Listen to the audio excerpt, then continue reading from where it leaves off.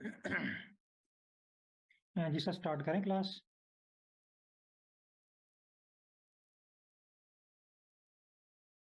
अगर previous class में कोई आपने प्रैक्टिस की है तो उस पर कोई इशू तो नहीं है आपको?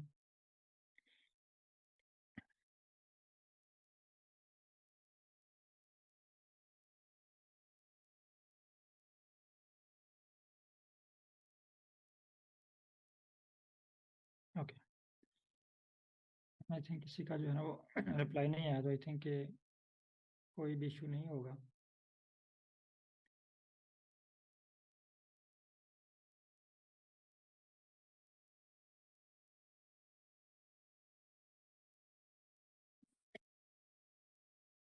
अच्छा, यहाँ पे मैं जस्ट थोड़ा सा ना, एक्चुअली मुझे माइंड में नहीं आ रहा कि मैंने लास्ट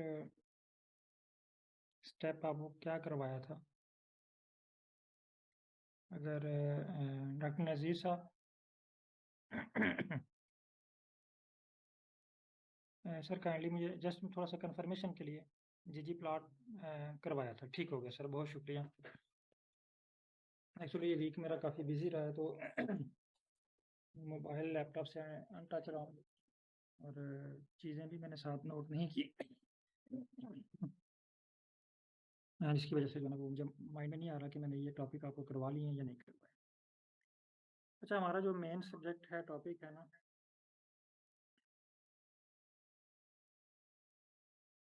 वो है जीनोमिक डाटा एनालिसिस।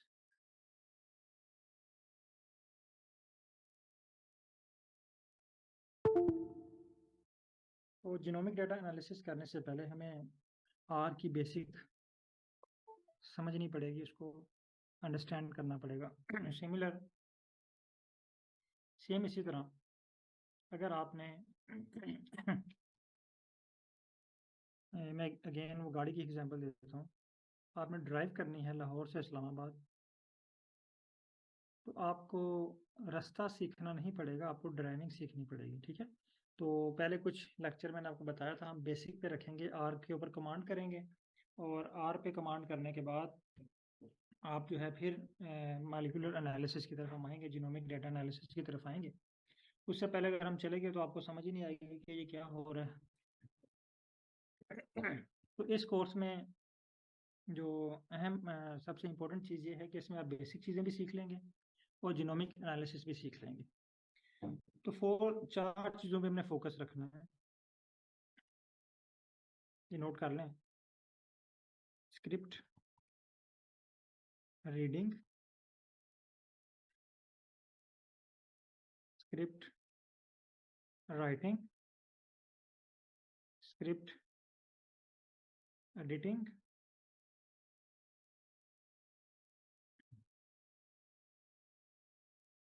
और 4 नंबर पे स्क्रिप्ट जनरेटिंग। ये चार चीज़ें जो है ना ये हमने सीखनी है, writing, editing, reading and code generating. तो ये चार चीज़ें अगर आप सीख लेते हैं तो सिर्फ जीनोमिक एनालिसिस ही नहीं, इसके अलावा बहुत सारे ऐसे एनालिसिस जो आर में परफॉर्म होते हैं लेकिन बेसिक हैं, वो भी आप इसमें परफॉर्म कर सकते हैं। इन चार चीज़ों पे कमांड होना ज़रूरी है।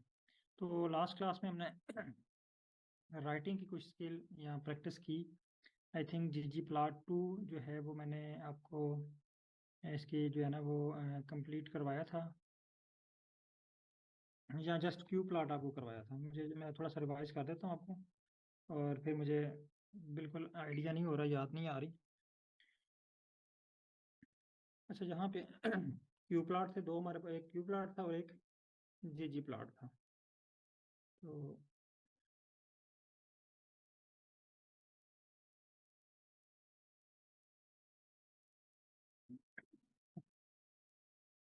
अच्छा, होप कि आप जी प्लॉट आपको क्लियर है।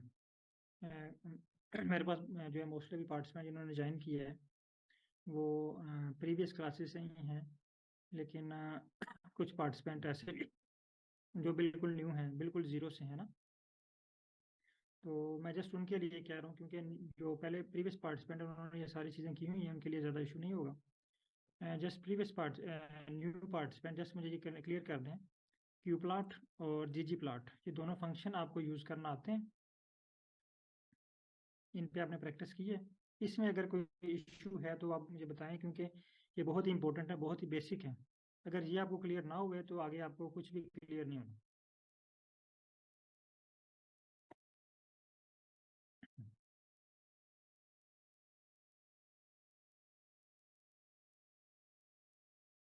काइंडली चैट में मुझे बता दें अगर ये चीज़ें क्लियर हैं, तो फिर नेक्स्ट स्टेप की तरफ मैं चलता हूँ।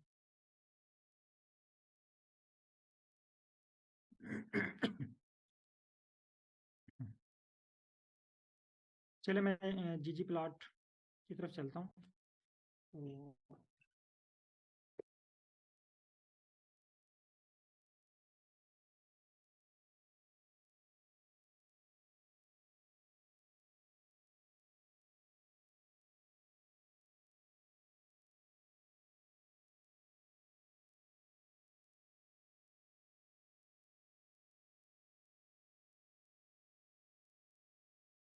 सर कोड को कल हमने राइट करना सीखा। आज हम कोड को ना रीड करना सीखेंगे। तो कोड को रीड करने के लिए मैं आपको एक स्क्रिप्ट सेंड कर रहा हूँ। आज हम उसको रीड करके उसके ऊपर एनालिसिस परफॉर्म करेंगे। ये व्हाट्सएप पे मैं आपको स्क्रिप्ट सेंड कर रहा हूँ। आपने वो स्क्रिप्ट जो है कॉपी करना है और चैट जीपीटी पे सॉरी इस पे आर स्टूडियो के ऊपर वहाँ पे पेस्ट कर देना।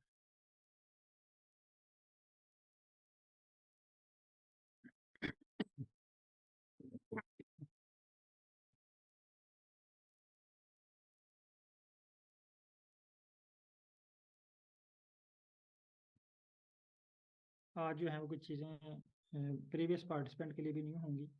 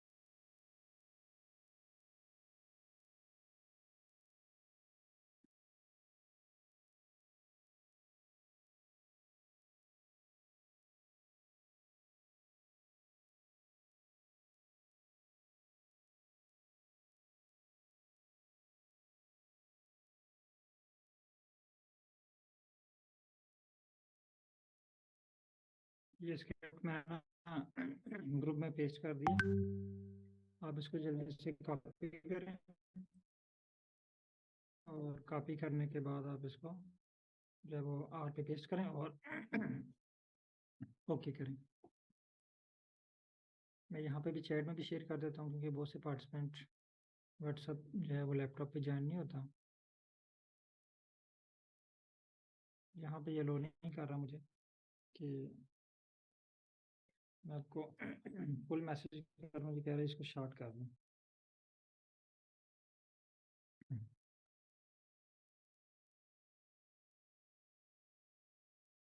आज हम स्क्रिप्ट को रीड करने की प्रैक्टिस करेंगे। एक्चुअली यहाँ पे मैं आपको दूसरे जो बेसिक एनालिसिस नहीं सिखाऊंगा, जस्ट आपको 3-4 चीज़ें जो क्लियर करनी है। अगर इनमें आपकी कमांड आ गई तो समझेंगे हम, फिर जो है वो मॉलिक्यूलर एनालिसिस की तरफ आते हैं।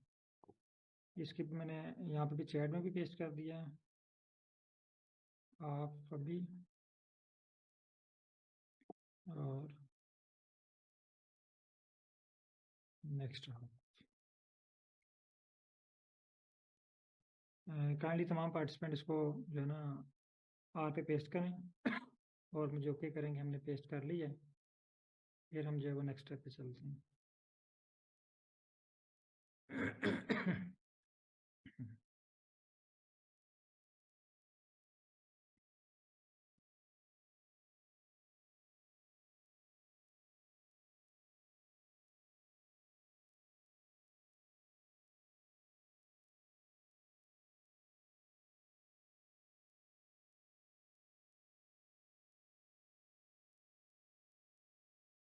स्क्रिप्ट को पेस्ट करने के बाद आपने फाइकस की फाइल को इंपोर्ट कर लेना है।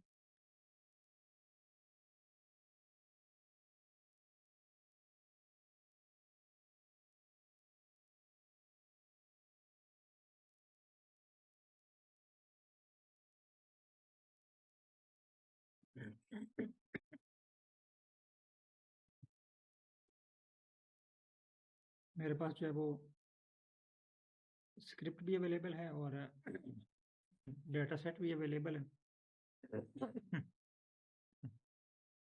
काइंडली तमाम पार्टिसिपेंट डन करें।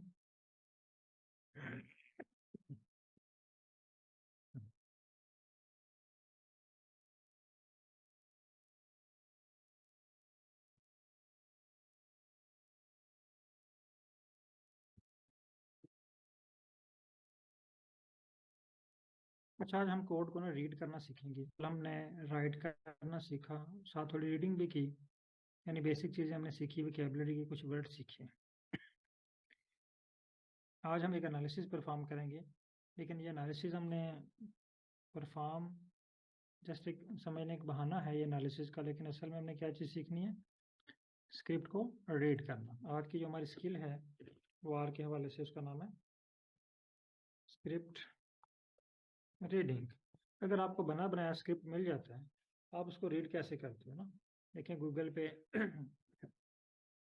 चैट जीपीटी पे, यानी डिफरेंट प्लेटफॉर्म है, गिट हब है और रेपोजिटरी है। वहाँ से आपको डिफरेंट जो है ना वो स्क्रिप्ट बने बनाए मिल जाते हैं। स्क्रिप्ट बनाना हमारा काम नहीं है, हमारा काम है स्क्रिप्ट को चलाना। जिस तरह गाड़ी बनाना हमारा काम नहीं है ना, गाड़ी को चलाना हमारा काम होता है, हम ड्राइविंग करते हैं गाड़ी की। इसी तरह हमने आर की इंजीनियरिंग नहीं सीखनी, आर को चलाना सीखना है। जो ये स्क्रिप्ट है ना, ये देखें इंस्टॉल डॉट पैकेजेस, इसके पीछे बहुत लंबी कहानी है इसके बैकग्राउंड पे ना। अगर आप इसको इंस्पेक्ट करें ना, ये इंस्पेक्ट एलिमेंट, ये देखिए मैंने राइट क्लिक किया और ये देखें ये एक एक लाइन के पीछे ये कितनी कोडिंग लिखी हुई है। देखें टीडी के साथ ये कितने वर्ड्स लिखे हुए हैं। तो इट्स मीन कि इंस्टॉल लिखने के पीछे बहुत बड़ी पीछे कहानी है। ये देखें कितना कुछ इसके पीछे लिखा हुआ है। तो ये हमारा काम नहीं है, ये सारा प्रोग्रामर्स का काम होता है, वो करके देते हैं हमें। हमारे पास सिर्फ जो है वो यूज़र फेस होता है जिसको हमने यूज़ करना होता है। इसके बैकअप पे क्या चल रहा है वो हमें नहीं पता, वो हमारा काम भी नहीं है। इसी तरह गाड़ी को रन करना हमारा काम होता है, उसके इंजन में क्या चल रहा है, वो किस मैकेनिज्म के तहत वो काम कर रहा है, पेट्रोल कैसे एनर्जी में कन्वर्ट होता है, वो हमारा काम नहीं है, वो इंजीनियरिंग का काम है। अच्छा, हम इसको रीडिंग करना स्टार्ट करते हैं। होप के तमाम पार्टिसिपेंट ने इसको जो है वो इंपोर्ट कर लिया है और साथ जो है फाइकस की फाइल भी इंपोर्ट कर ली है और इसको भी ओके कर लिया। तो वन वे अनोवा हमने परफॉर्म करना है with Tukey test and bar graph plot. इसके लिए जो हमें पैकेज रिक्वायर्ड है, देखें जब भी आपको कोई एनालिसिस या कोई टास्क दिया जाता है ना बायोलॉजी की लैब में या किसी और लैब में, केमिस्ट्री की लैब में, बायोटेक की लैब में, तो पहला क्वेश्चन हमारे जहन में ये आता है कि इस एनालिसिस के लिए इंस्ट्रूमेंट कौन सा यूज़ होगा। तो सेम आर में भी जब आपको कोई टास्क अलाट किया जाता है, कोई आपको असाइनमेंट अलाट की जाती है कि आपने ये एनालिसिस परफॉर्म करना है, तो फर्स्ट क्वेश्चन आपके माइंड में आना चाहिए कि इसके लिए पैकेज कौन सा यूज़ होगा। तो यहाँ पे मैंने 5 पैकेजेस के नाम लिखे हैं। ये पैकेजेस यहाँ पे यूज़ होंगे। इसमें है ggplot2, इससे आप वाकिफ़ हैं। ggplot2 जो है ये प्लॉट ये पैकेज जो है प्लॉट ड्रा करने के लिए यूज होता है। ggtheme ये भी जो है वो ggplot का इससे रिलेटेड ही है, जो हमें थीम या बैकग्राउंड जो है वो प्रोवाइड करता है। मल्ट कंप व्यू ये मल्टीपल कंपैरिजन के लिए, मल्टीपल कंपैरिजन को विजुअलाइज करने के लिए, ठीक है। डीप लेयर यहाँ पे डिफरेंट फंक्शन के यूज़ होंगे, फॉर एग्जांपल पाइप ऑपरेटर है या टिबल वगैरह है, वहाँ पे ये यूज़ होता है। मल्ट कंप व्यू ये मल्टीपल कंपैरिजन के लिए। मल्टीपल कंपैरिजन मीन कि अगर हमारे पास 50 वेरिएबल है तो उन 50 वेरिएबल्स को आपस में हम कंपेयर करना चाह रहे हैं, एक का दूसरे के साथ क्या रिलेटिव है, दूसरे का 10वें नंबर वाले के साथ क्या रिलेशन है, 11th वाले का जो है वो 44 के साथ क्या रिलेशन है। तो इस एनालिसिस के लिए हम मल्ट कम ये जो पैकेज है इसको यूज़ करते हैं। तो यहाँ पे जो तो प्रीवियस लोग हैं उनको पता होगा इंस्टॉल डॉट पैकेजेस, इसका क्या मतलब है। इससे पहले जो न्यू पार्टिसिपेंट हैं उन्होंने पैकेज पे स्क्रीन नंबर 4 पे एक ऑप्शन है पैकेज, यहाँ से इंस्टॉल करना सीखा था। इंस्टॉल के बटन पे क्लिक किया, यहाँ पे हमने टाइप किया था ggplot2 और यहाँ से सिलेक्ट कर लिया। लेकिन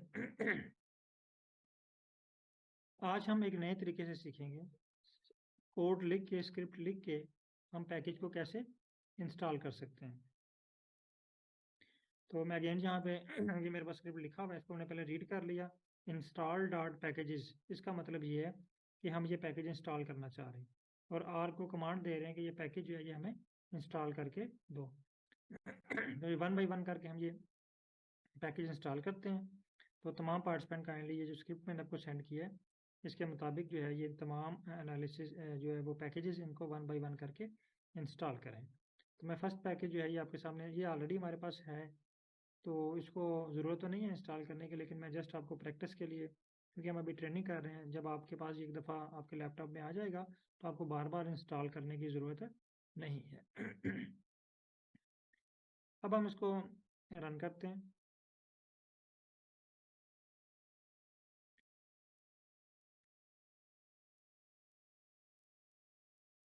स्क्रिप्ट रन करें।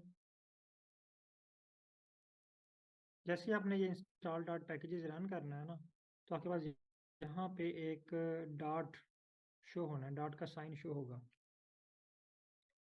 जो ये शो कर रहा है कि आर जो है इस वक्त इन प्रोसेस है और अभी आपने आर को डिस्टर्ब नहीं करना।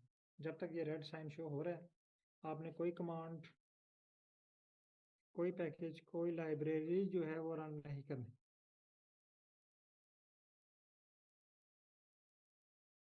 एक पैकेज मेरे पास जो है वो सक्सेसफुली इंस्टॉल हो चुका है। अब दूसरा पैकेज जो है वो इंस्टॉल करते हैं। इस पर क्लिक करें और रन करें। ये देखें, जैसे अगेन मैंने इसको जो है वो रन का बटन दबाया तो रेड साइन हमारे पास जो है यहाँ पे शो हो रहा है। ये अगेन इंडिकेट कर रहा है कि हमारे पास जो आर है अभी अगेन वर्क कर रहा है। देखें ये भी इसने सक्सेसफुली अनपैक कर दिया, इट्स मीन कि ये हमारे पास सक्सेसफुली इंस्टॉल हो चुका है। इसके बाद next install dot packages mult comp view, इसको हम इंस्टॉल करते हैं।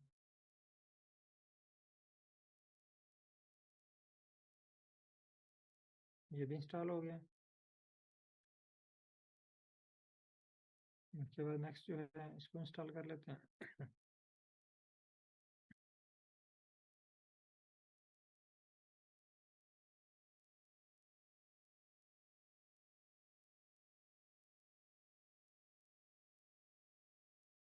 ये भी इंस्टॉल हो गया और लास्ट है मेरे पास मल्ट कम, इसको भी इंस्टॉल कर दें।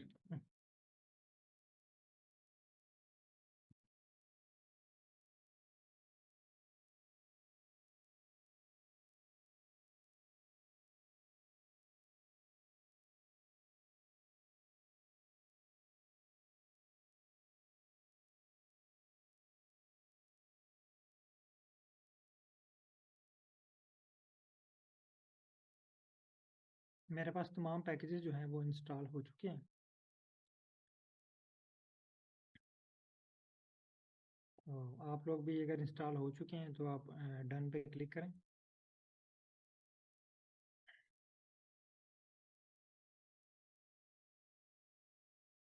तमाम पैकेजेस अगर आपके पास इंस्टॉल हो चुके हैं तो डन का बटन प्रेस करें, क्योंकि आज का जो एनालिसिस है ये बहुत से पार्टिसिपेंट के लिए भी न्यू है जो प्रीवियस एनालिसिस कर चुके हैं।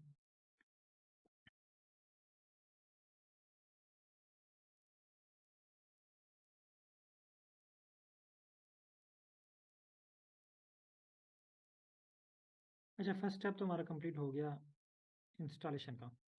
देखिए इंस्टॉलेशन के बाद नेक्स्ट स्टेप होता है इसको एक्टिवेट करना, लाइब्रेरी करना। यानी अब हमने जब भी आर के ऊपर अनोवा से रिलेटेड या इन पैकेजेस से रिलेटेड कोई काम परफॉर्म करना है, कोई एनालिसिस परफॉर्म करना है, तो उसके लिए हमें ये बार बार इंस्टॉल करने की ज़रूरत नहीं है, हमने जस्ट उनको लाइब्रेरी करना है। जब भी कोई एनालिसिस इन पर करना है एनालिसिस से पहले हमें उनको एक्टिवेट कर लेना है, लाइब्रेरी कर लेनी है। तो मैं इसको एक्टिवेट कर लेता हूँ 1 by 1। एनालिसिस 1, इसको रन किया, लाइब्रेरी हो गया। सेकंड, ये भी लाइब्रेरी हो चुका है। थर्ड भी लाइब्रेरी हो गया, और फोर्थ भी, और फिफ्थ भी। अब हमारे पास पैकेजेस पूरे हो गए। अब हमने देख लेना है कि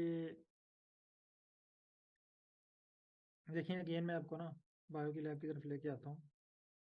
बायो की लैब में एनालिसिस करने के लिए हमारे पास 3 चीज़ों का होना ज़रूरी है। Number 1, sample. Number 2, instrument. और नंबर 3, प्रोटोकॉल या मेथडोलॉजी।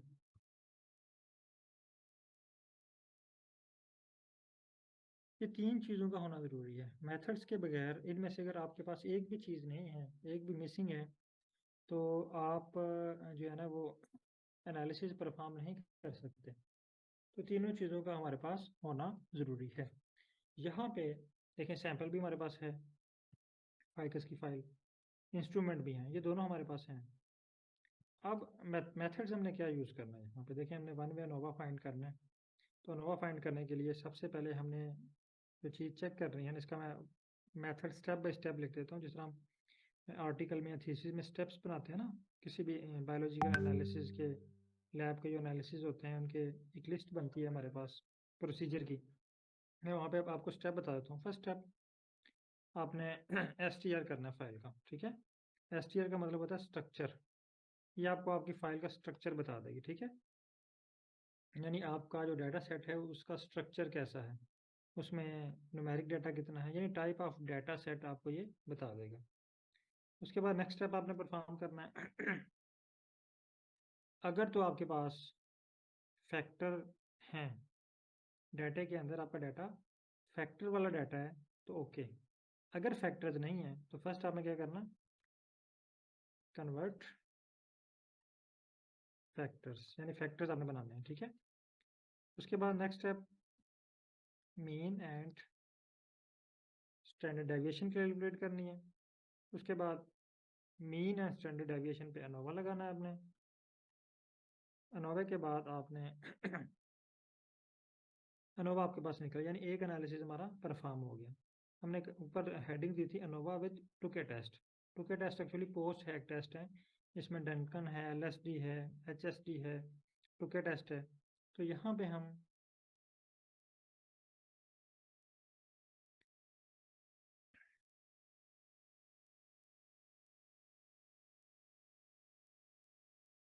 नेक्स्ट स्टेप हमारा टुके टुके टेस्ट, ठीक है। टुके के बाद हम इस पे आएंगे मल्टीपल कंपैरिजन व्यू, यानी कंपेयर करेंगे इनको, और जनरल लीनियर हाइपोथेसिस टेस्ट लगाएंगे, GLHT, general linear hypothesis test. इसके बाद हम प्लॉट ड्रा करेंगे, बल्कि इससे पहले एक और स्टेप है, लेटरिंग। यानी आपने अक्सर देखा होगा रिसर्च पेपर में या थीसिस में कि बहुत से लोगों ने ना ग्राफ के ऊपर लेटर्स लगाए होते हैं। मैं भी आपको दिखाता हूँ इस तरह।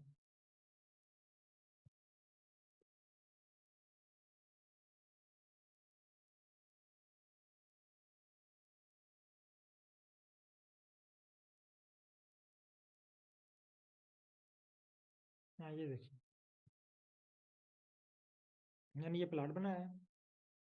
प्लाट बनाने के बाद ये इसके ऊपर लेटर्स होते हैं एरर बार के ऊपर ना, यानी वहाँ पे ये कंपैरिजन कर रहे होते हैं कि सिमिलर लेटर शो कर रहे होते हैं कि एक ही जो है वो इनमें सिमिलरिटी है, और डिफरेंट कैरेक्टर शो कर रहे होते हैं कि इनमें डिफरेंस जो है वो ज़्यादा। फॉर एग्जांपल, अगर यहाँ पे हमारे पास ए होता और ये भी ए होता, तो इट्स मीन के इनमें कोई सिग्निफिकेंट वेरिएशन नहीं है। लेकिन यहाँ पे देखें सी और ये ए और सी, ये बहुत ज़्यादा इनमें गैप है ना आपस में, तो इन दोनों में बहुत ज़्यादा डिफरेंस है। तो इस तरह का एनालिसिस हमने परफॉर्म करना है और इसको अंडरस्टैंड करना है।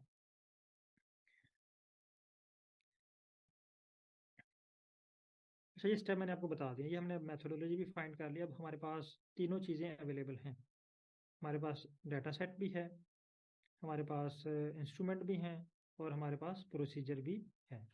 अब हम आते हैं एनालिसिस की तरफ। फर्स्ट स्टेप देखें, फाइकस का STR किया। ये मैं कोड आपको रीड करना सिखा रहा हूँ, मैं अभी आपको टाइप करके नहीं दिखा रहा, राइट करना नहीं सिखा रहा। राइटिंग हमने फर्स्ट डे की एक एनालिसिस पे, ग्राफ पे, सिंपल ग्राफ पे ना। तो आज हम रीडिंग करेंगे तो आपको बहुत ज़्यादा चीज़ें ईजी लगेंगी, मे भी आप कहें सर ये तो हमें आती हैं। तो पहला स्टेप है STR। स्ट्रक्चर क्या होता है? STR होता है स्ट्रक्चर, मैं यहाँ पे हेडिंग भी दे देता हूँ इसकी, structure of data. STR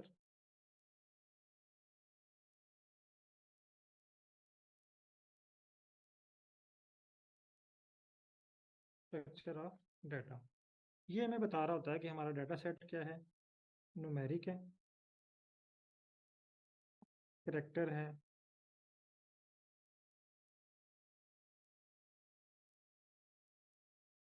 integer है, एंड सो ऑन। यानी वो जो जो हमारा डाटा सेट की टाइप है ना, वो हमें बता देता है।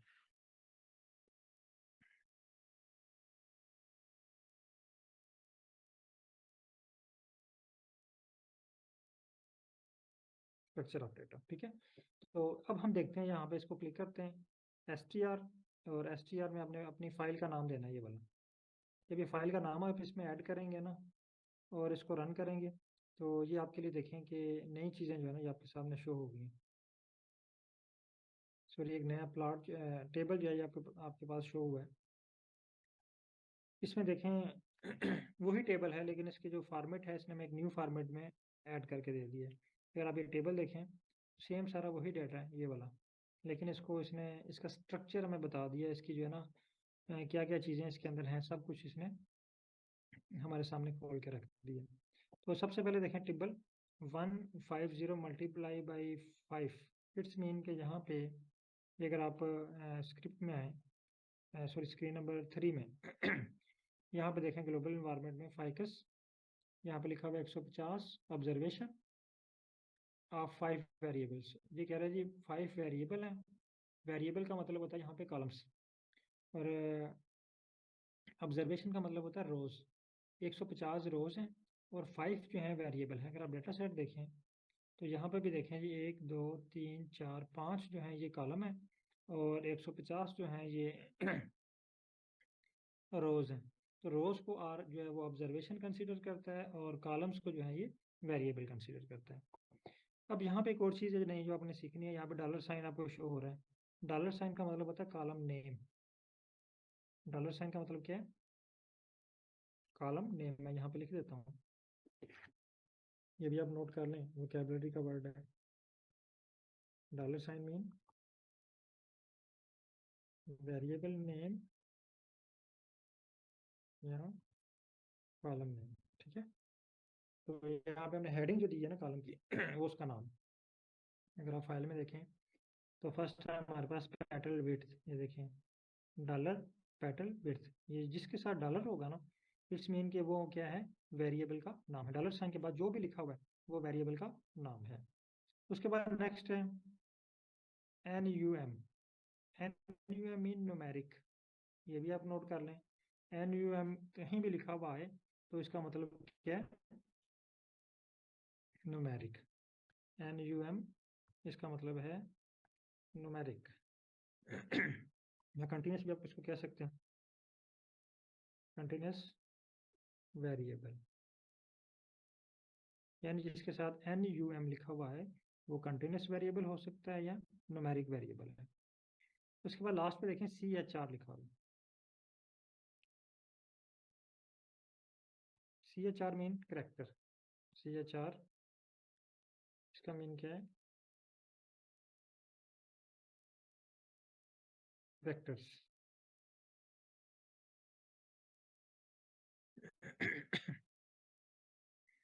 तो ये छोटी छोटी वोकेबलरी हैं, ये जो है ना है तो इजी सी लेकिन बहुत इंपॉर्टेंट है।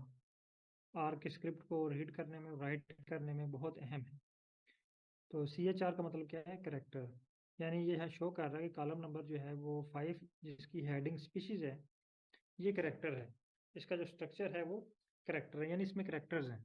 और बाकी अगर आप देखें तो इसमें अल्फ़ाबेट्स हैं S1 S2, यानी करेक्टर मीन के यहाँ पे इंग्लिश लेटर का कोई ना कोई जो है वो इंग्लिश का हो सकता है। किसी और लैंग्वेज में अगर आपने लिखा तो वो भी हो सकता है, क्योंकि मेरे पास यहाँ पे इंग्लिश में ही लिखे हुए हैं।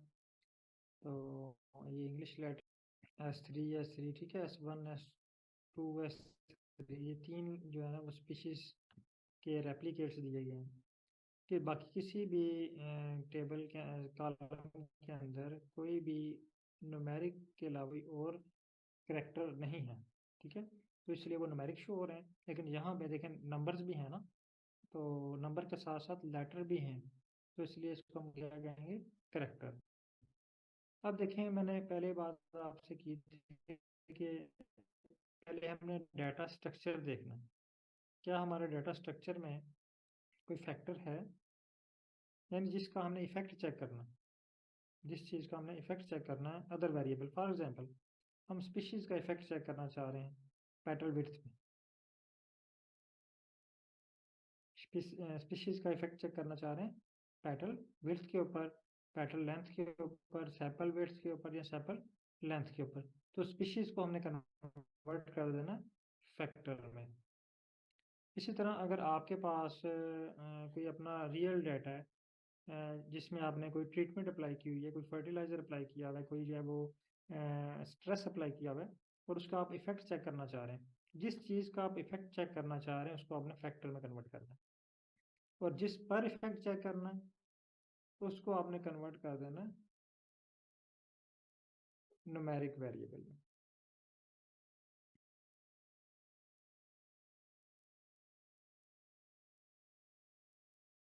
यहाँ तक अगर कोई कंफ्यूजन है तो आप पूछ सकते हैं।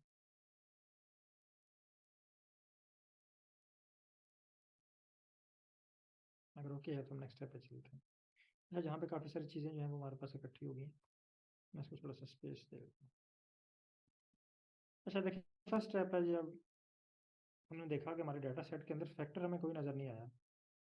अब हम चेक करना चाह रहे हैं इसको, CHR को कन्वर्ट करना चाह रहे हैं फैक्टर में। तो पहला स्टेप हम क्या करते हैं? Change CHR data two factorial. इसके लिए ये देखिए, ये स्क्रिप्ट है ये वाला फैक्टर। अगर मैं यहाँ पे लिखूँ ना,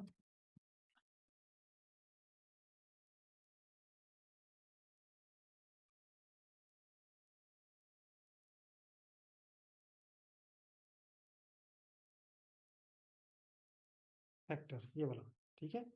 ये बेसिक फंक्शन है आर का। और ये इसमें अब जो हमने फैक्टर में कन्वर्ट करना है ना, इसमें दो चीज़ हमने बतानी है। एक फाइल का नाम, फाइल नेम, मैं इसको हेडिंग बता देता हूँ, फाइल नेम। और फाइल नेम के अंदर कॉलम नेम, यानी फाइल का नाम बताना है और कॉलम का नाम बताना है, ये आपने यहाँ पे बतानी है, ठीक है। एक तो हमने फाइल का नाम बताया इसको, और दूसरा हमने कॉलम का नाम।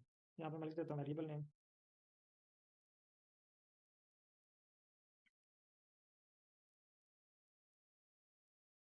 Variable name. अब अगर आप नीचे स्क्रिप्ट पे आए तो आप थोड़ा गौर करें।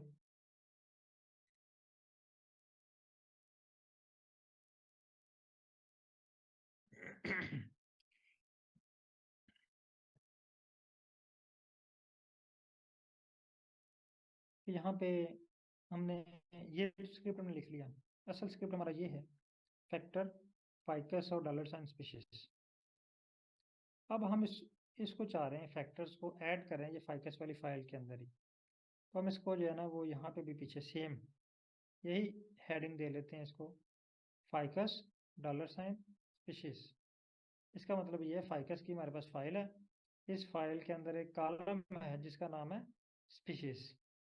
और ये लेस देन और माइनस साइन, ये नोट कर लें कहीं। इसका मतलब है लेस देन, माइनस। इसका मतलब होता है इक्वल। ये हम तब यूज़ करते हैं जब हमने किसी स्क्रिप्ट को कोई नेम देना होता है या स्क्रिप्ट का कोई नाम रखना होता है। तो इस स्क्रिप्ट का हमने नाम रख दिया फाइकस $स्पीशीज और इसको रन करते हैं। देखें स्क्रिप्ट रन हो गया। स्क्रिप्ट रन होने के बाद हमने अगेन इसको str करना है जस्ट कन्फर्म करने के लिए क्या हमारा डाटा सेट कन्वर्ट हो चुका है फैक्टर में या नहीं हुआ। यहाँ पे आपने लिखना है str, सेलेक्ट करें और str के बाद आप लिखें यहाँ पे फाइकस और इसको सेलेक्ट करें और रन करें।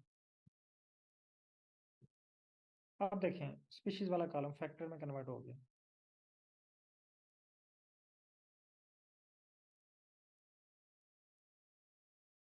इससे पहले अगर टेबल आप देखें तो वहाँ पे CH है। ये देखें मेरे पास स्क्रीन नंबर 2 में शो हो रहा है नीचे।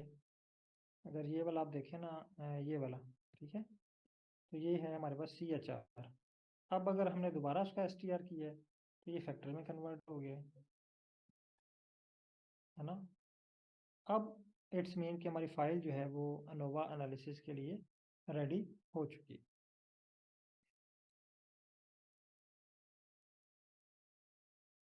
स्टेप हमने परफॉर्म कर लिया, यानी अपनी फाइल को अनोवा के लिए रेडी कर लिया। जैसे देखें ना बायोलॉजिकल लैब में भी जो एनालिसिस होते हैं वहाँ पर भी पहले हम अपना जो सैंपल होता है उसको रेडी करते हैं, उसको तैयार करते हैं ना एनालिसिस के लिए।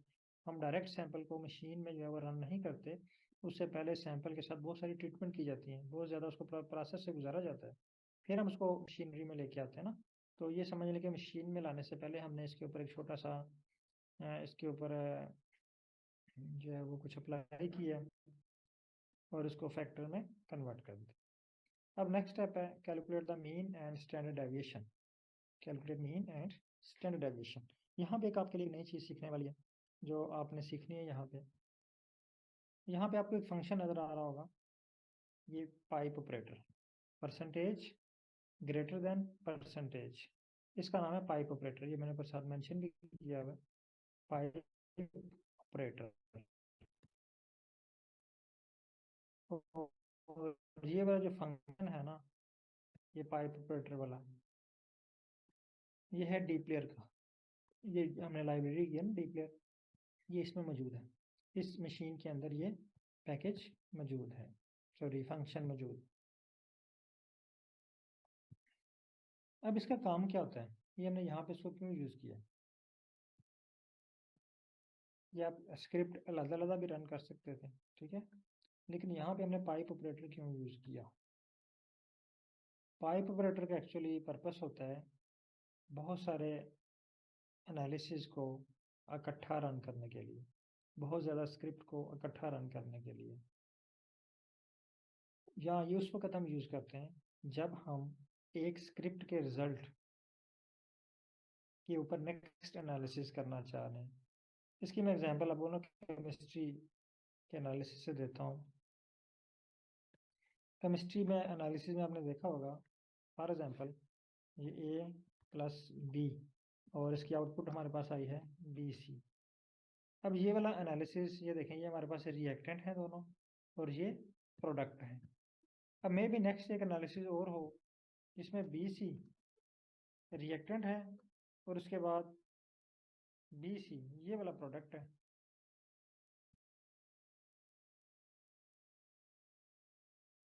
ना। अब एक और एनालिसिस हो जिसमें ये BC जो है ये रिएक्टेंट के तौर पे काम कर रहा है और इससे भी कोई और चीज़ बन रही है, जिसे हम कह सकते हैं जी ये बन गया BC, ठीक है। अब यहाँ पे देखें पहले हमारे पास रिएक्टेंट ये थे, इस रिएक्टेंट से ये प्रोडक्ट बना। अब नेक्स्ट रिएक्शन में ये हमारे पास रिएक्टेंट बन गए, यहाँ पे देखें नीचे, लेकिन इसके प्रोडक्ट कुछ और हैं, लेकिन इसका प्रोडक्ट नेक्स्ट रिएक्शन में रिएक्टेंट बन गए। सेम इसी तरह अगर हम इसको पाइप ऑपरेटर से जोड़ दें तो ये इंडिकेट करता है कि ए के प्रोडक्ट नेक्स्ट में वो रिएक्टेंट के तौर पे काम कर रहे हैं।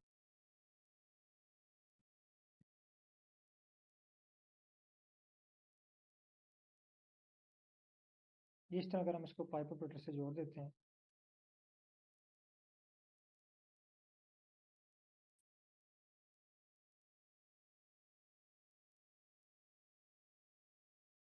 ये सेम जैसे हमने ऊपर स्क्रिप्ट लिखा ना,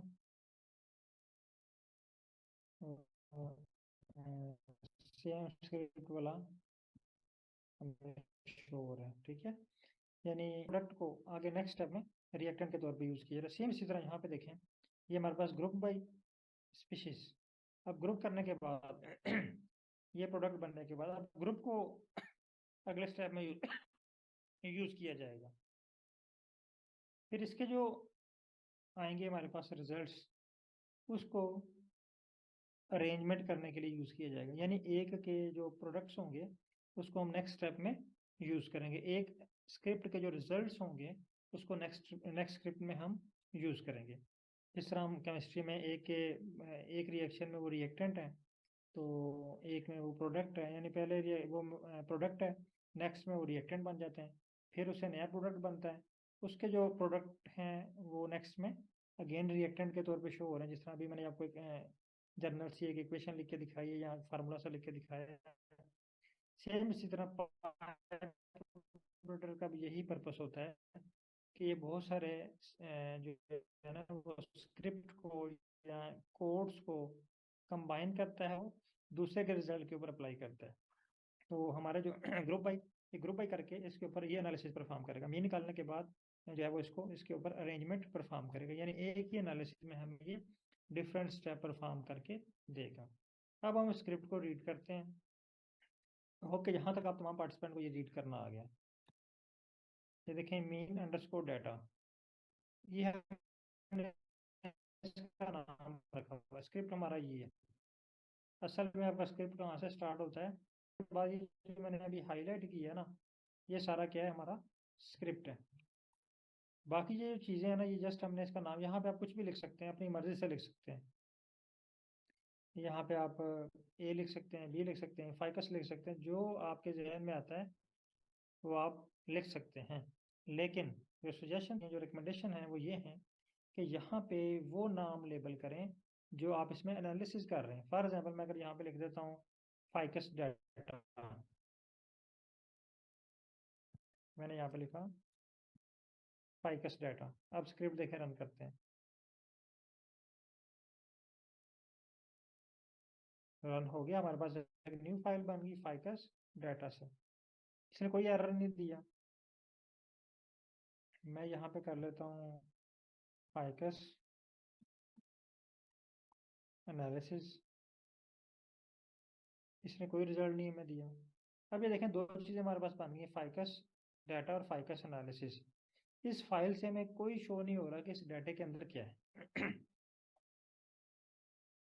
देखिए फाइकस एनालिसिस, कोई पता नहीं क्या एनालिसिस है इसके अंदर।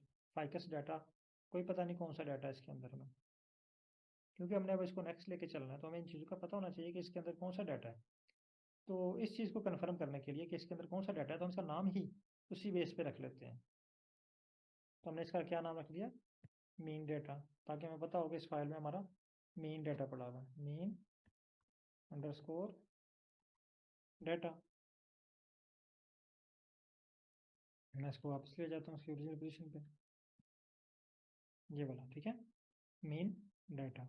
अब हमने इसका नाम रखा है मीन डाटा, क्योंकि ये स्क्रिप्ट जो है ये हमें मीन डाटा फाइंड करके देगा, ताकि हाँ नेक्स्ट, क्योंकि अभी हमारे पास यहाँ पे कुछ और फाइल भी जनरेट होंगी, तो हमें कन्फ्यूजन ना हो कि हमारे किस फाइल में मीन डाटा पड़ा हुआ है। तो हम इसका जो है वो स्पेसिफिक नेम इसका रख लेते हैं, मीन डाटा।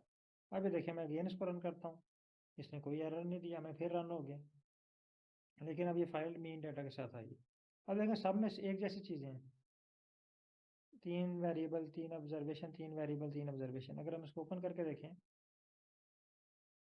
तो ये देखें, एक कॉलम हमारे पास स्पीशीज आ गया, एक कॉलम हमारे पास आ गया पैटर्न विड्थ मीन, और एक स्टैंडर्ड डेविएशन का। तो हमें इसने पैटर्न विड्थ मीन भी निकाल के दे दी, डेविएशन भी फाइंड करके दे दिया है। अब हम इस कोड को रीड करते हैं, इसमें है क्या। ये ग्रुप बाई फंक्शन है। ग्रुप बाई का मतलब है कि हम किसकी बेस के ऊपर मीन निकालना चाह रहे हैं। अगर आप टेबल में देखें ना, यहाँ पे सारी की एक आपको वैल्यू देगा यहाँ पे, यानी इस पूरे कॉलम की मीन निकालेगा और आपके पास एक वैल्यू आएगी। पेट्रोल बिट्स की बेस पे करेंगे एक वैल्यू आएगी, सैपल बिट्स की बेस पे करेंगे एक वैल्यू आएगी, सैपल लेंथ की बेस पे करेंगे एक वैल्यू आएगी, लेकिन स्पीशीज की बेस पे करेंगे तो तीन वैल्यूज हमारे पास आएंगी। ये देखें, अगर हम स्पीशीज की बेस पे किए तीन वैल्यू, क्योंकि हमारे पास तीन ग्रुप हैं यहाँ पे। लेकिन अगर यही मैं एनालिसिस करता बेस ऑन या ग्रुप बाय पेट्रोल बिट्स, तो इसने या तो हमें एरर दे देना था कि स्पीशीज को रिमूव करें, या फिर अगर ये हमें मीन निकाल के देता तो इसने सिर्फ पेट्रोल बिट्स की मीन निकाल के देनी थी और सिर्फ एक वैल्यू हमारे पास आनी थी यहाँ पे, यानी 150 ऑब्जर्वेशन की मीन इसने निकाल के हमें दे देनी थी। तो वो हमारा जो है वो हमें रिक्वायर्ड नहीं है, वो हमारे प्रोसेस का हिस्सा नहीं है। हमने तो मीन निकालनी है स्पीशीज की बेस पे, हर स्पीशीज की मीन क्या है। तो उसके लिए हमने क्या करना है, ग्रुप्ड बाय स्पीशीज। आपके पास अगर यहाँ पे कोई ट्रीटमेंट है तो आप ग्रुप बाय ट्रीटमेंट कर सकते हैं, या कोई और वेरिएबल है तो आप ग्रुप बाय उसका ग्रुप का नाम ले सकते हैं। देखें, group by ficus mean file, और फाइल के अंदर जो स्पीशीज कॉलम है इसको मैं ग्रुप करना चाह रहा हूँ। अब ये पाइप ऑपरेटर ये बता रहा है कि इनको ग्रुप करने के बाद आपने ये नेक्स्ट स्टेप ये परफॉर्म करना है, इसके ऊपर समराइज यानी इसकी समरी तैयार करनी है। Petrol width mean equal mean petrol width. तो पेट्रोल विड्थ मीन ये हमने कॉलम का नाम रख लिया। कॉलम का नाम आप इस तरह रखते हैं, ठीक है।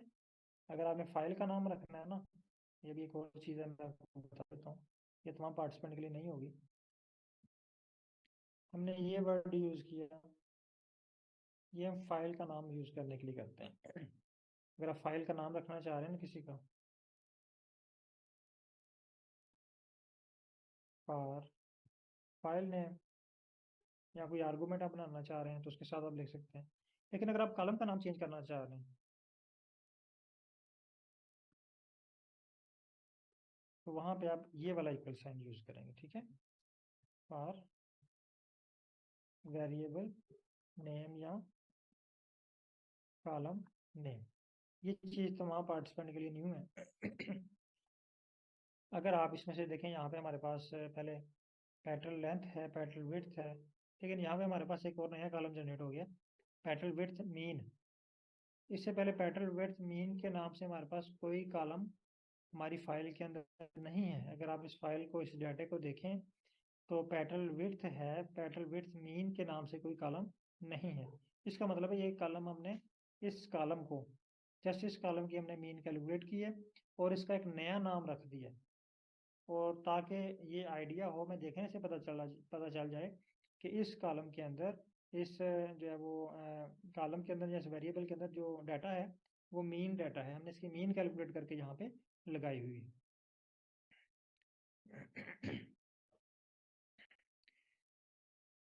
अच्छा, ये पेट्रोल वेट मीन ये आप चेंज कर सकते हैं, इसका कोई और नाम भी आप रख सकते हैं, लेकिन ये मीन इसलिए लिखा है मैंने।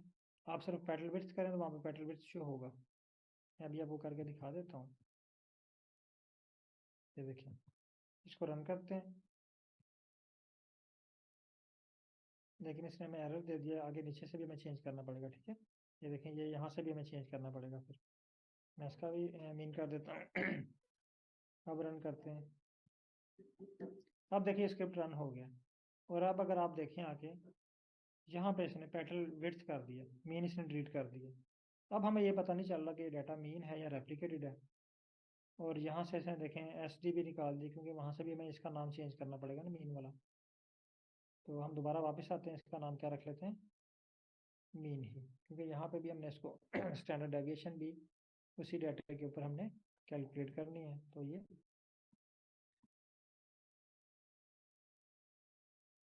हाँ। अब इसको रन करते हैं गेम, और दोबारा चेक करते हैं इसको।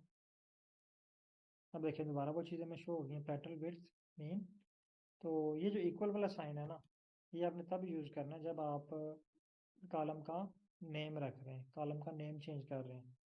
अदरवाइज अगर आप फाइल का आप जो है वो किसी स्क्रिप्ट का नाम चेंज कर रहे हैं, स्क्रिप्ट का नाम या फाइल का नाम रख रहे हैं, डेटा सेट का नाम रख रहे हैं, तो वहाँ पे आपने जो है वो साइन यूज करना है, less than, sorry, less than minus.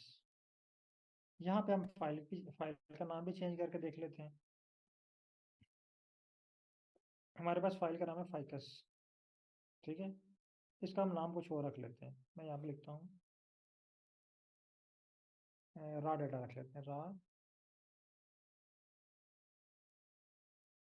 Underscore data. अच्छा, यहाँ पे एक और चीज़ नोट कर लीजिएगा, आपने देखा होगा यहाँ पे अंडरस्कोर बहुत लगी हुई है, हर वर्ड के बाद अंडरस्कोर।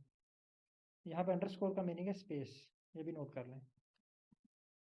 ये अंडरस्कोर का मतलब क्या है, इसका मीनिंग है स्पेस। तो जहाँ पे भी आपने स्पेस देनी है वहाँ पे आपने अंडरस्कोर यूज करना है। यहाँ पे स्पेस देना ज़रूरी है, आप समझते हैं। दो जो है वो स्ट्रिंग्स में या किसी करेक्टर के अंदर जहाँ पे आप स्पेस देना चाह रहे हैं वहाँ पे आपने जो है वो ये अंडरस्कोर जो है वो यूज करनी है।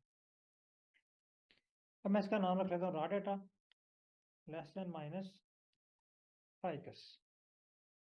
अब अगर आप देखें, इसको रन करते हैं, अब मैंने फाइकस का जो है ना नाम रा डाटा रख लिया। देखिए फाइकस का नाम चेंज कर लिया फाइल का। अब इस फाइल का नाम क्या है, रा डाटा। अगर आपके पास ऐसा हो, कोई फाइल हो आपकी एक्सेल की और उसका कोई लंबा चौड़ा नाम हो, वो आपको टाइप करते आर में मुश्किल हो, तो आप क्या करें, जैसे उसका नाम यहाँ से चेंज कर लें, ठीक है। तो इस तरह आप उसका फाइल का नाम भी चेंज कर सकते हैं।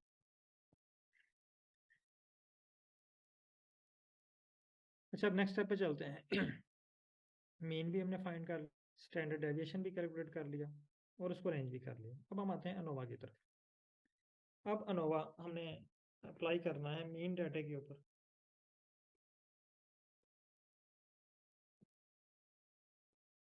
ये देखें, सेम वही मैंने स्क्रिप्ट का नाम क्या रख लिया, ANOVA.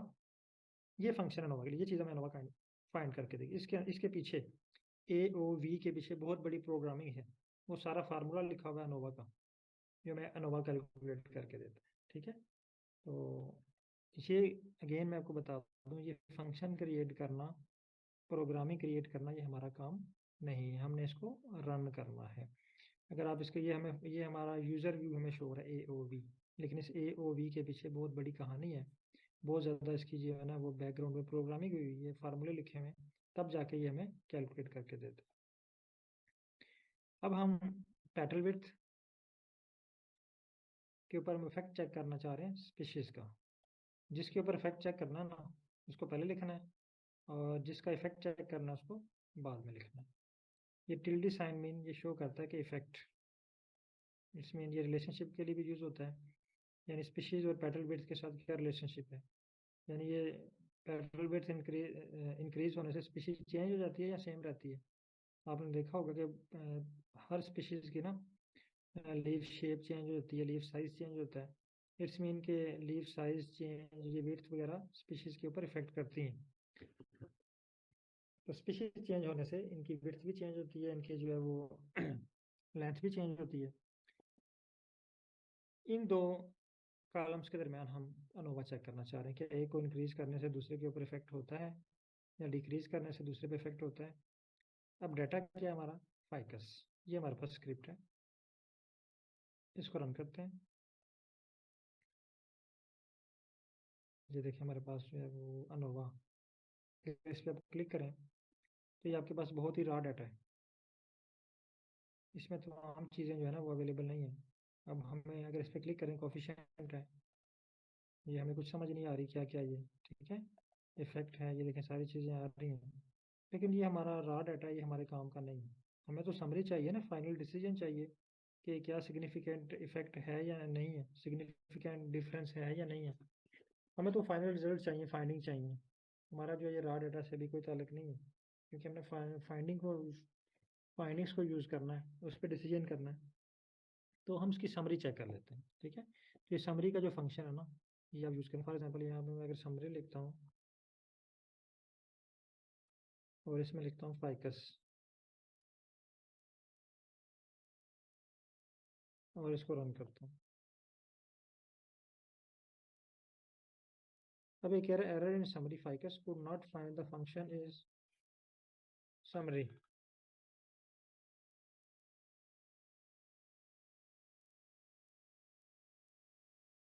Could not find function summary, ठीक है। तो ये कह रहा है कि समरी का जो फंक्शन है ना वो मुझे फाइंड नहीं, यहाँ पे स्पेलिंग जो है ये मिस्टेक है। तो अगर मैं समरी का ए जो है वो यहाँ पे ए करते हैं, ठीक है। यानी ये केस सेंसिटिव भी है, स्पेलिंग सेंसिटिव भी है, ये चीज़ें आपने ध्यान रखना। अब ये देखिए इसने मुझे समरी दे दी। पहले हमने एसटीआर किया था, एसटीआर में कुछ और चीज़ें थी, समरी में देखें कुछ और चीज़ें।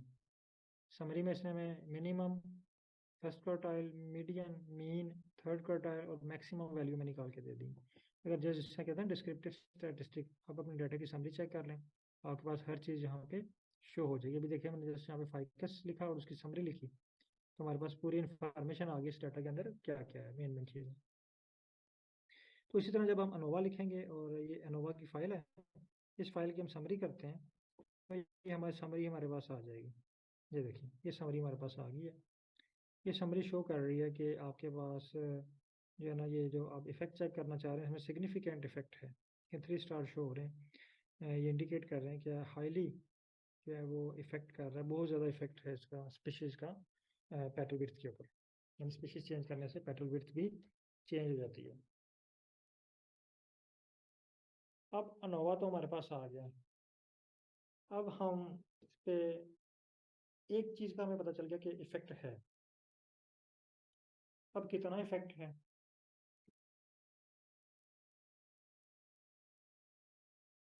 वो चेक करना है हमने। वो चेक करने के लिए हम देखते हैं या कितना डिफरेंस है। अगर हम स्पीशीज चेंज करते हैं तो पेटल विड्थ या सेपल या लीफ साइज या किसी भी वेरिएबल में कितना इफेक्ट शो होता है, तो उसके लिए हम पोस्ट हैक टेस्ट अप्लाई करते हैं। अनोवा हमें जस्ट इतना बताता है कि सिग्निफिकेंट डिफरेंस है या नहीं, ये नहीं बताता कि कितना डिफरेंस है। अगर सिग्निफिकेंट डिफरेंस है तो कितना है, ये हमें मालूम करना है, तो हमें पोस्ट हैक टेस्ट की तरफ आना पड़ेगा। तो पोस्ट हैक टेस्ट यहाँ पे अप्लाई करते हैं, टुके टेस्ट, टुके एच एस टी। अब टुके टेस्ट फाइंड करने के लिए हम अनोवा के रिजल्ट्स यूज़ करें। देखें जिस तरह हम सैंपल को यूज़ कर रहे होते हैं ना, नेक्स्ट सैंपल हमारा तैयार होता जाता है, ठीक है।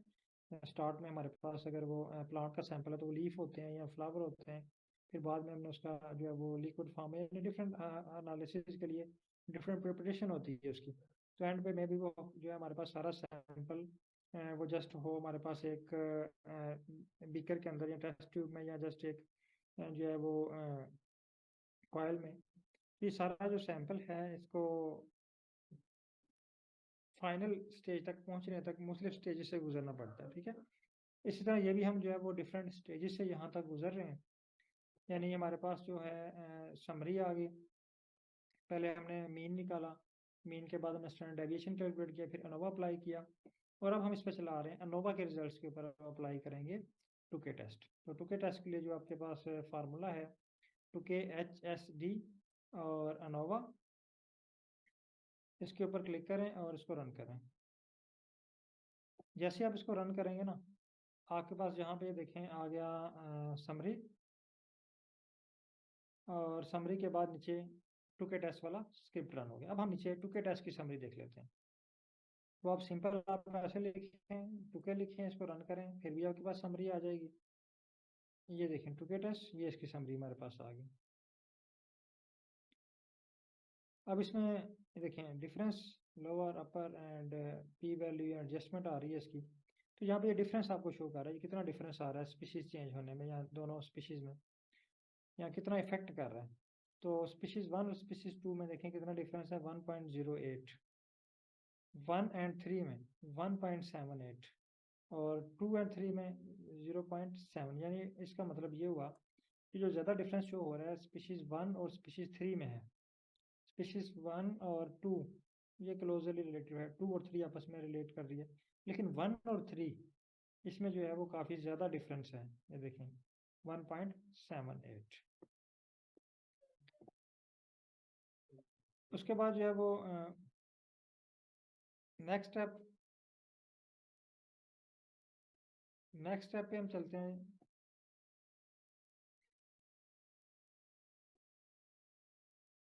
कंपैरिजन करना। अब इनका ये देखें, हमने यहाँ पे कंपैरिजन कर भी लिया है। तो अब इस नेक्स्ट स्टेप पे हम इसका कंपैरिजन करते हैं। यहाँ पे छोटा सा कंपैरिजन हमने अभी किया कि ये शो कर रहा है, लेकिन हम इसको एक मॉडल के तहत इसका कंपैरिजन करते हैं। इसे मतलब general linear hypothesis test, GLHT। जब आप इसको मॉडल के थ्रू कर लेंगे तो इसकी ऑथेंटिकेशन जो है वो और बेहतर हो जाएगी। अब ये इसका मैंने नाम रख लिया टुके GLHT, यानी टुके के ऊपर मैंने जनरल लीनियर हाइपोथेसिस टेस्ट लगाया। ये अब हमारे पास, ये एक तो हमारे पास आ गया ना, हमें पता चल गया, लेकिन हम इसके ऊपर एक और टेस्ट लगा रहे हैं ताकि हमारे रिजल्ट्स मजीद जो हैं वो वैलिड हो जाएं, इसमें कोई या ना वो गुंजाइश ना रहे शक व शुबा की। तो यहाँ पे हम अप्लाई करते हैं GLHT जनरल अनोवा के ऊपर। लिनफिक्ट में हम रखते हैं मल्टीपल कंपैरिजन। किसका करना चाह रहे हैं? स्पीशीज का। और डाटा हमारे पास क्या है? टुके। टुके का जो डाटा है ना, टुके के जो रिजल्ट्स आए हैं उसके ऊपर हम ये अप्लाई करना चाह रहे हैं GLHT general linear hypothesis test.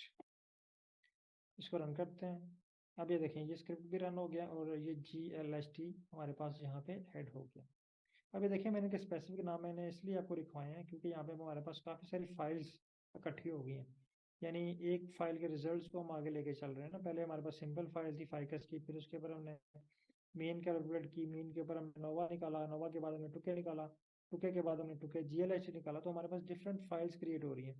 तो अगर सबका मैंने नाम रखा था फाइकस एनालिसिस, फाइकस डेटा, तो अब अगर हम यहाँ पे टुके को यूज़ करें तो मुझे नहीं पता कि इसमें टुके के रिजल्ट्स कहाँ पे हैं। तो मुझे दोबारा वहाँ पे जाके देखना पड़ेगा, फाइल को खोल के इसकी समरी चेक करनी पड़ेगी कि ये टुके के रिजल्ट्स हैं। तो इसलिए इनको साथ साथ जो है ना वो प्रॉपर लेबलिंग करें ताकि आपको बाद में कोई इशू ना हो कि इस फाइल का नाम मैंने क्या रखा था। अब extract letters using CLD, compact letter display, ये एक फंक्शन है CLD। ठीक है, ये मल्टीपल कंपैरिजन व्यू जो पैकेज है ना ऊपर हमने इंस्टॉल किया था उसके अंदर फंक्शन है CLD, कंपैक्ट लेटर डिस्प्ले। यहाँ पे मैं लेटर डिस्प्ले होंगे। अब ये ऊपर जो हमने कंपैरिजन किया ना जनरल लीनियर हाइपोथेसिस, इसमें से हमने लेटर्स निकालने हैं कंपैरिजन के लिए, ABC जो होते हैं ना वो वाले। तो ये ग्रुप लेटर मैंने इसका नाम दे दिया। और, और ये देखें, अब मैं टुके टेस्ट के रिजल्ट को यूज़ कर रहा हूँ GLHT के रिजल्ट, यानी GLHT के रिजल्ट में से मैंने क्या चीज़ एक्सट्रैक्ट करनी है? लेटर्स निकालना है। इसको रन किया। अभी देखें लेटर्स हमारे पास आगे होंगे। यहाँ पे अगर फाइल शो हो रही हो, ये देखें ग्रुप लेटर, अगर मैं इस पर क्लिक करूँ तो यहाँ पे मैं कोई समझ नहीं आ रही है ना। ये रॉ डाटा है हमारे पास, इसको भी अभी हमें जो है वो कन्वर्ट करने की ज़रूरत है। अब adding group letter to the mean data. अब इस फाइल को, ग्रुप लेटर को मीन डाटा में ऐड करना है हमने, ग्रुप लेटर को मीन डाटा में। तो यहाँ पे ये हमने फाइल का नाम रख लिया मीन डाटा $। यहाँ पे आप देखें, मैंने जब $, आप यहाँ पे यूज़ करेंगे ना, इट्स मीन कि ये चेंजिंग ऑटोमेटिकली इस फाइल में चेंज हो जाएगी। यानी जो पहली फाइल है ना हमारी, ये मीन डाटा वाली फाइल है। उसके बाद मैंने लिखा $, ग्रुप लेटर। अब ये मीन डाटा के अंदर एक नया कॉलम जनरेट हो जाएगा ग्रुप लेटरिंग का। और इसका हमने पूरी फाइल का जो है वो नाम रख दिया इस स्क्रिप्ट का। ठीक है, मीन डाटा $ग्रुप लेटर, और स्क्रिप्ट को रन करते हैं। इस स्क्रिप्ट को रन करने के बाद अगर आप देखें मीन डाटे को, यहाँ पे हमारे पास ग्रुप लेटर्स का एक कॉलम क्रिएट हो गया ABC। ठीक है, और ये जो हर स्पीशीज के साथ ये इंडिकेट कर रहा है, S1 को C, S2 को B और S3 को A लॉट हुआ। ये जो नंबर, ये लेटर जो है वो कैसे लॉट हुआ है? ये इनका मल्टीपल कंपैरिजन व्यू GLHT की बेस के ऊपर इनको लॉट हुआ है। अब हम नेक्स्ट स्टेप पे आते हैं। अगेन टिब्बल, यहाँ पे एक नई मैंने टर्म यूज़ की है टिब्बल। इसका मतलब ये होता है स्ट्रक्चर, डाटा स्ट्रक्चर। ये भी हमें वही चीज़ बताता है। इसको रन करते हैं। देखें, देखें ना, इसने हमें STR ही बताया ना। ये फैक्टोरियल है और ये DB। ठीक है, CHR, DB मीन कि यहाँ पे न्यूमेरिक डाटा है, और ये जो है CHR मीन ये करेक्टर है।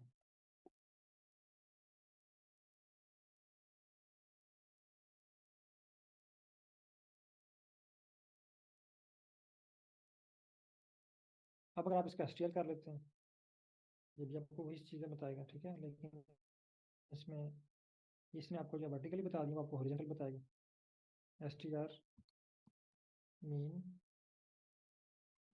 डाटा, ये देखिए इसने भी वही चीज़ें शो की हैं, लेकिन इसने क्या किया, इनको वर्टिकली शो कर दिया। देखिए ये ABC, ठीक है, लेकिन यहाँ पे टेबल में ये साथ वो इसी तरह शो हो रहा है जिस तरह कॉलम में। लेकिन यहाँ पे टेबल के लिए एक ज़रूरी चीज़ ये है कि इसके लिए आपको एक पैकेज चाहिए जिसका नाम है dplyr, उसके बगैर ये टेबल नहीं होगा। लेकिन str जो है वो बेसिक फंक्शन है, उसके लिए आपको कोई पैकेज इंस्टॉल नहीं करना पड़ता, कोई लाइब्रेरी नहीं एक्टिवेट करना पड़ती। लिहाजा ज़्यादातर लोग जो हैं वो इसलिए str को प्रीफर करते हैं, क्योंकि वहाँ पे आपको जो है ना वो आपका काम जो है वो कम हो जाता है, आपको पैकेज इंस्टॉल नहीं करना पड़ता, आपको उसको लाइब्रेरी नहीं करना पड़ता। अब हम आते हैं प्लॉट की तरफ। अब इस स्क्रिप्ट मैं आपके सामने लिख रहा हूँ, इसको आप रीड कर लें। अभी आप में से किसी पार्टिसिपेंट से मैंने कहना है, क्योंकि ये स्क्रिप्ट हम जो है ना वो पढ़ चुके हैं जी बार, जो प्लॉट के ऊपर अगर आपने इस पर प्रैक्टिस की है तो ये स्क्रिप्ट तमाम पार्टिसिपेंट पढ़ सकते हैं। अब आपने तमाम पार्टिसिपेंट ने स्क्रिप्ट को पढ़ना है, और जिस वर्ड की समझ नहीं आ रही आपको वो आपने पूछना है कि सर इसका मतलब क्या है। ये स्क्रिप्ट पढ़ें, मैं 5 मिनट आपको दे रहा हूँ, उसको गौर से पढ़ें, ये वाला स्क्रिप्ट है, ठीक है, और इसमें देखें कि क्या इश्यूज हैं आप,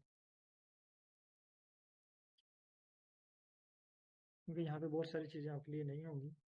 तो स्क्रिप्ट को रीड करें, रीड करने के बाद जो क्वेश्चन है ना आपका, इस फॉर एग्जांपल यहाँ पे लिखा हुआ है राजी ये स्टैट, ये जियोम बार के अंदर ये स्टैट इक्वल आइडेंटिटी, सर इसका क्या मतलब है, ये हमें समझ नहीं आ रही।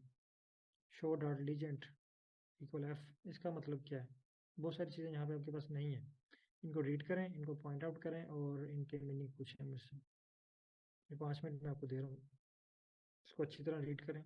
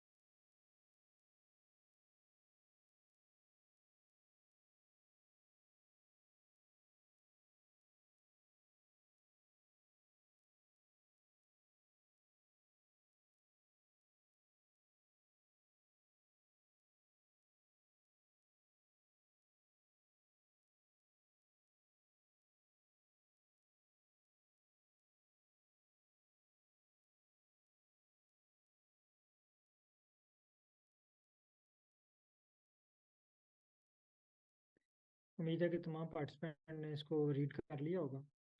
तो आपके माइंड में बहुत सारे क्वेश्चंस आएंगे, ये क्या है, ये क्या है। तो अभी मैं आपको ये एक्सप्लेन करता हूँ, फिर आपका जो क्वेश्चन आपका रह गया तो आप दोबारा पूछ सकते हैं। काइंडली मुझे कंफर्म कर दें कि आपने इसको रीड कर लिया एक दफ़ा।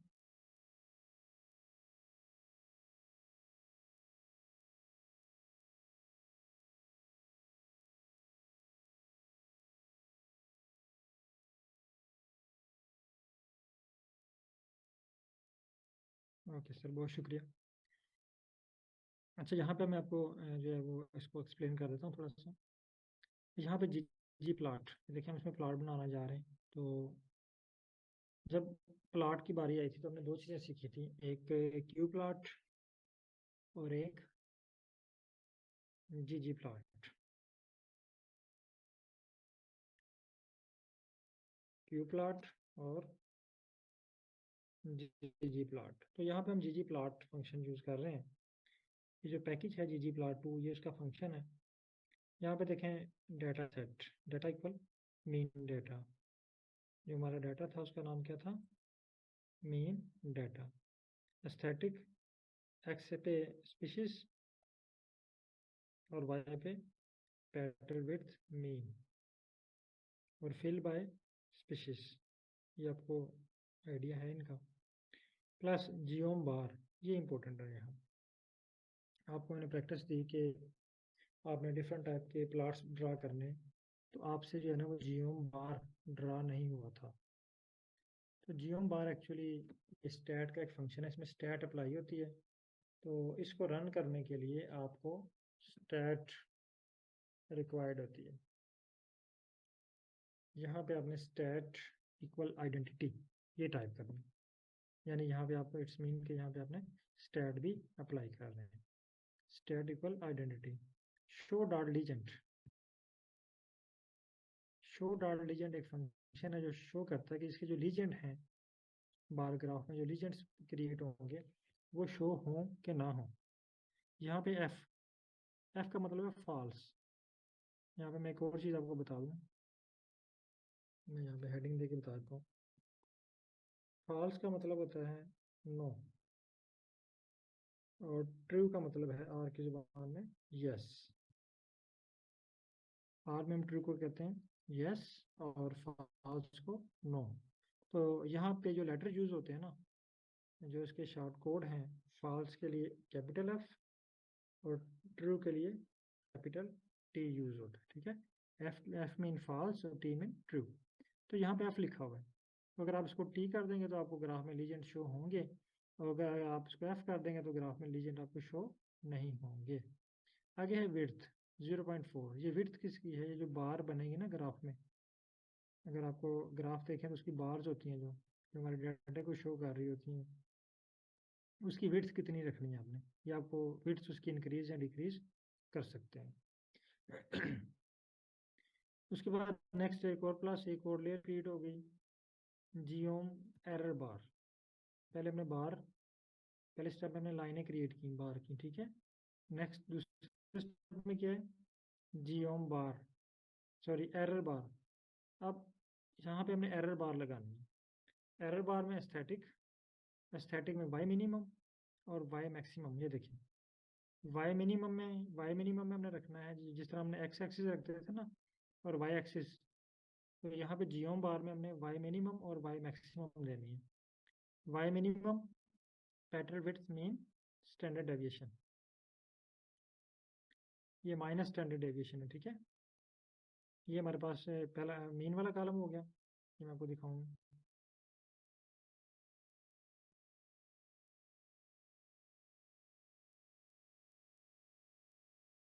ये वाला कॉलम, ठीक है।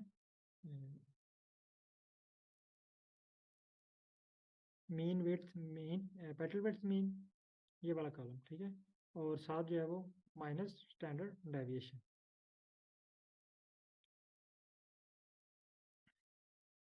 नेक्स्ट है वाई मैक्सिमम, यानी मिनिमम, जिस तरह हम लिखते हैं ना प्लस माइनस, तो प्लस मैक्सिमम हो गया, वाई मिनिमम हो गया। अब नेक्स्ट सेम वही आपने लिखना है, pattern width mean plus S T, यानी यहाँ पे एक दफ़ा प्लस कर रहे हैं, एक दफ़ा उसको माइनस कर रहे हैं। और उसकी विड्थ कितनी है, यानी जो एरर बार लगानी है उसकी विड्थ है 0.2। ये आप इंक्रीज भी कर सकते हैं, डिक्रीज भी कर सकते हैं अपनी रिक्वायरमेंट के मुताबिक। उसके बाद जियोम टेक्स्ट, यानी आपने टेक्स्ट जो है लेबल करना है वो क्या है। एस्थेटिक लेबल ग्रुप लेटर्स, यानी जो ग्रुप लेटर हमने एक्सट्रैक्ट किया है ना, वेरिएबल नंबर, ये देखें ग्रुप लेटर हमारे पास से लास्ट कॉलम में, ये मीन डाटा के ये ग्रुप लेटर, ठीक है। ये हमें लेबल करने हैं इसके ऊपर, तो उसके लिए हम फंक्शन यूज़ करते हैं लेबल या geom text. Label equal group letter, यानी वहाँ पे हमने ग्रुप लेटर लेबल करने हैं। वाई पे हमें लगना है pattern width mean plus standard deviation.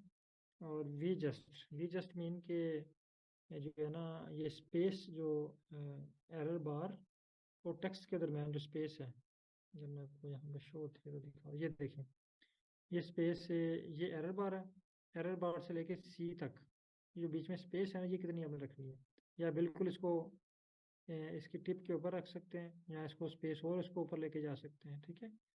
तो ये स्पेस ये कितनी है, ये है वी जस्ट।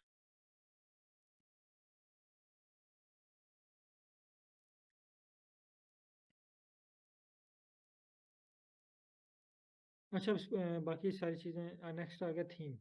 थीम यहाँ पे क्लासिक है, तो आप यहाँ पे अपनी मर्जी से कोई भी थीम इसका रख सकते हैं।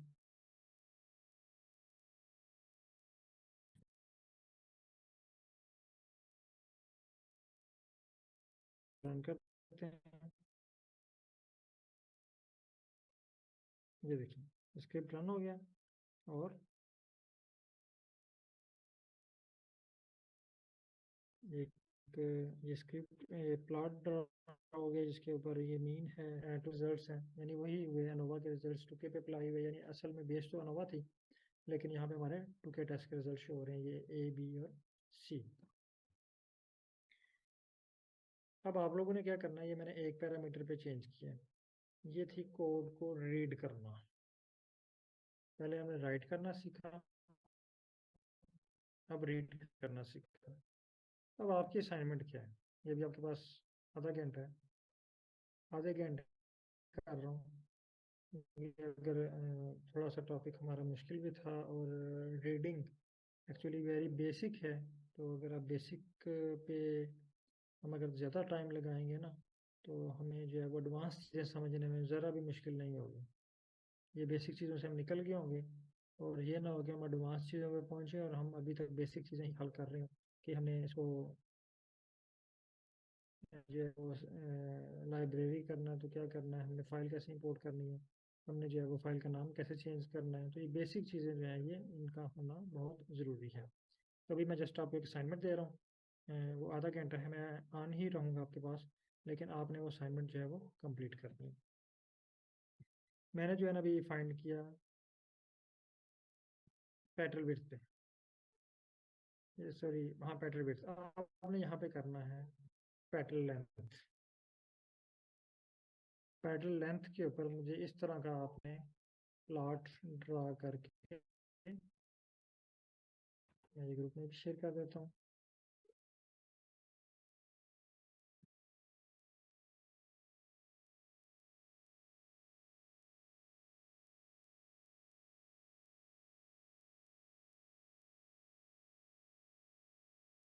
आपने भी मुझे पेट्रोल जो है वो लेंथ के ऊपर इस तरह का प्लॉट ड्रा करके भेज दिया।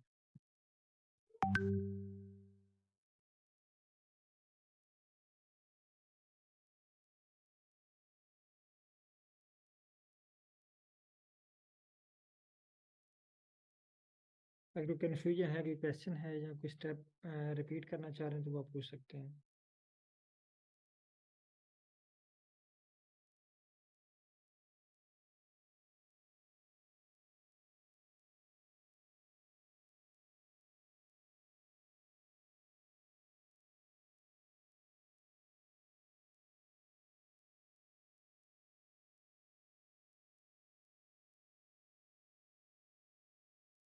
ओके है डॉक्टर नजीर साहब, आई होप कि आपके लिए भी एनालिसिस नहीं होगा, आपने पहले ये परफॉर्म नहीं किया हुआ।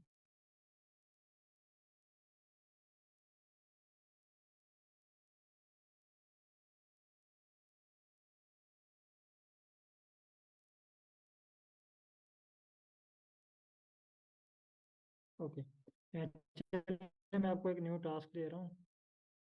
तो आपने ये तमाम पार्टिसिपेंट ने ना ये परफॉर्म करना है। टास्क मैंने आपको बता दिया हुआ है कि मैंने यहाँ पे यूज़ किया पेट्रोल विड्थ, आपने यहाँ पे यूज़ करना है पेट्रोल लेंथ। ये एडिटिंग करनी है आपने इसकी, ठीक है।